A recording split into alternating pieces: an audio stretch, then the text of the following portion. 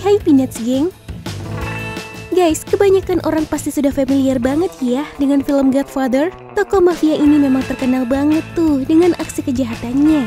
Sampai-sampai nggak sedikit juga yang fans sama karakter ini. Nah, tapi guys, tahu nggak sih kalau ternyata ada loh penjahat-penjahat Indonesia yang sering disamain sama tokoh Godfather ini? Wah, siapa aja tuh? Langsung aja yuk kita bahas. Inilah tokoh-tokoh penjahat paling disegani di Indonesia. Eits, sebelum masuk ke videonya, buat kamu yang belum subscribe, ditekan dulu yuk tombol subscribe yang ada di bawah biar nggak ketinggalan video-video seru lainnya dari TSP.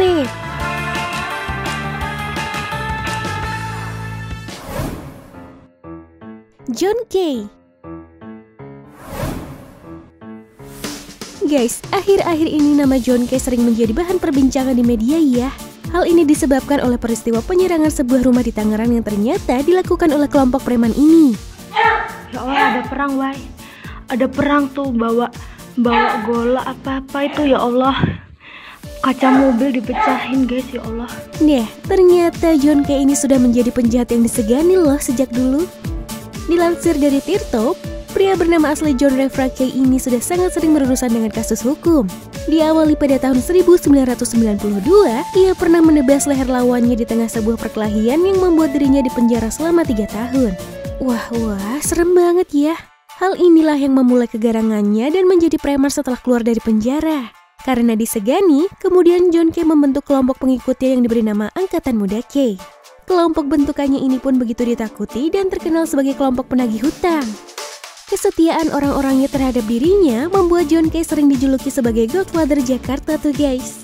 John Kay dan kelompoknya ini semakin disegani dan terkenal setelah kasus pembunuhan yang mereka lakukan pada tahun 2012 lalu. Mantan bos PT Sanex Steel Indonesia Tan Haritantono tewas di sebuah kamar Swiss Bell Hotel, Mangga Besar, Jakarta. Dalam rekaman CCTV hotel terlihat John Kay dan kelompoknya masuk ke sebuah kamar bernomor 2701 secara bersamaan. Tak lama sang korban Tan Haritantono masuk sendirian ke kamar yang sama. Beberapa lama kemudian John Kay keluar dari kamar tersebut yang setelahnya diikuti oleh belasan anak buahnya. Diketahui bahwa mereka pergi meninggalkan jasad mantan bos PT Sanex itu yang sudah bersimbah darah. Waduh, serem bener ya. Dilansir dari Detik, setelah proses penyidikan diketahui pembunuhan tersebut dilatar belakangi hutang yang tidak kunjung dibayar oleh korban. Selain itu, polisi menduga ada rekan bisnis korban yang menjadi dalang pembunuhan ini guys. Namun proses hukum tetap berjalan dan akhirnya John Kay ditangkap dan dihukum 16 tahun penjara beserta para anak buahnya dengan hukuman yang lebih ringan. Dilansir dari Merdeka, saat di penjara pun ia kerap melakukan aksi kekerasan terhadap napi-napi lain. Namun, akhirnya pada akhir 2019 lalu John Kay dibebaskan setelah mendapat status bebas bersyarat dari pemerintah. Namun baru-baru ini ia malah terlibat kembali dalam kasus baru terkait penyerangan bersenjata terhadap rumah milik Nus Kay yang adalah pamannya sendiri. Ya Allah, ada perang, Wai. Ada perang tuh, bawa gola apa-apa itu, ya Allah. Wah, benar-benar bikin takut ya orang ini.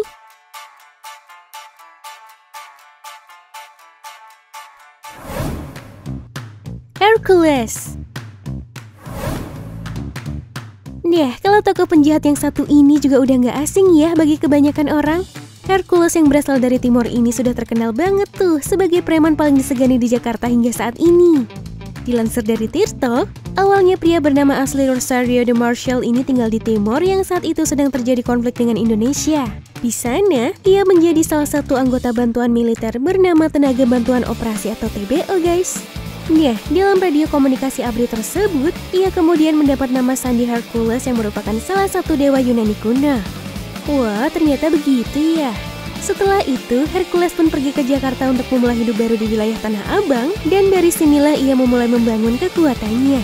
Dalam banyak pemberitaan nasional, Hercules digambarkan sebagai kepala preman yang berkuasa di Tanah Abang dan selalu membawa golok kemana-mana. Duh, serem banget ya. Kelompok Hercules ini sudah sering banget tuh berurusan dengan kepolisian dan pernah dipenjara beberapa kali akibat kasus-kasus sengketa tanah. Kasus yang terakhir adalah pada tahun 2018 lalu, di mana mereka melakukan premanisme dan menguasai lahan milik PT Nila Alam di wilayah Dan Mogot, Jakarta Barat. Selain itu, kelompok ini juga sering bertarung dengan kelompok preman lain tuh guys. Salah satunya dengan kelompok John Kay. Hal ini terjadi pada tahun 2012 lalu saat kedua kelompok ini terlibat tawuran berdarah di wilayah Cengkareng, Jakarta Barat akibat perebutan tanah PT Sabar Ganda di wilayah tersebut. Waduh, serem banget ya kelompok-kelompok ini. Johnny Indo. Guys, perhiasan seperti emas memang seringkali menjadi target bagi para pencuri ya. Nah, sama seperti orang ini guys. Ia ahli banget tuh dalam merampok emas. Orang ini bernama Johannes Hubertus Eijkenboom atau lebih dikenal dengan Johnny Indo. Diketahui ia adalah bos besar dari kelompok perampok Panchinko alias pasukan Cina Kota yang banyak melakukan aksi-aksi perampokan emas di wilayah Jakarta. Melansir Tirto, terhitung kelompok ini telah terlibat dalam 5 perampokan emas besar dalam kurun waktu tahun 1977 hingga 1979 guys. Pada kurun waktu tersebut, jejak mereka belum terendus oleh aparat berwajib tuh guys. Seperti pepatah, sepandai-pandainya tupai melompat, akhirnya jatuh juga.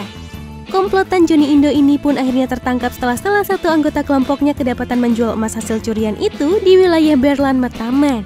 Setelah itu, Johnny pun dijatuhi hukuman selama 14 tahun penjara. Wah, kena juga ya akhirnya.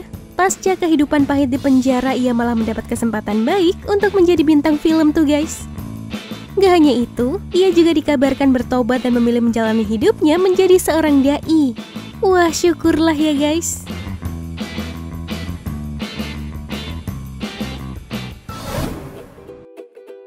Kusni Kasdut.